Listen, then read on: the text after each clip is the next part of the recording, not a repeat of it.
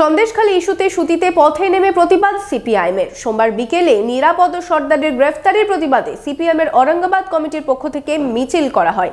মিছিল শেষে অবস্থান বিক্ষোভে শামিল হন বাম নেতৃত্বরা। মনোবীক্ষণ পলিক্লিনিক, চিকিৎসার জগতে এক দশক। এখন এখানে সব বিষয়ে ডাক্তারবাবু একসাথে তলায়।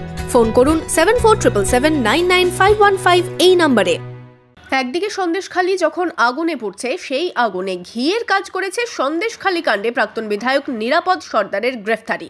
ইতিমধ্যেই সন্দেশখালীতে গিয়েছেন রাজ্যপাল। নিরাপদ সর্দারের গ্রেফতারির প্রতিবাদের রেশ ছড়িয়েছে রাজ্য তথা সমস্ত জেলাতেও। সোমবার বিকেলে নিরাপদের গ্রেফতারির প্রতিবাদে সিপিআইএমের ঔরঙ্গাবাদ কমিটির পক্ষ থেকে সুতের নেতাজি মোড় থেকে শুরু করে ঔরঙ্গাবাদ বাজার হয়ে মিছিল পৌঁছয় সুতি থানার সামনে। সেখানে অবস্থান বিক্ষোভ করে বাম নেতৃত্বরা। মিছিলে পা মেলান দলের অন্যান্য কর্মীরাও। সন্দেশখালী ঘটনার প্রতিবাদে বামফ্রন্টের ডাকে সুতি থানায় আমরা বিক্ষোভ প্রদর্শন করেছি। তার আগে নেতাজি মোড়ে জমায়েত হয়ে গোটা ঔরঙ্গাবাদ শহর আমরা পরিক্রমা করেছি।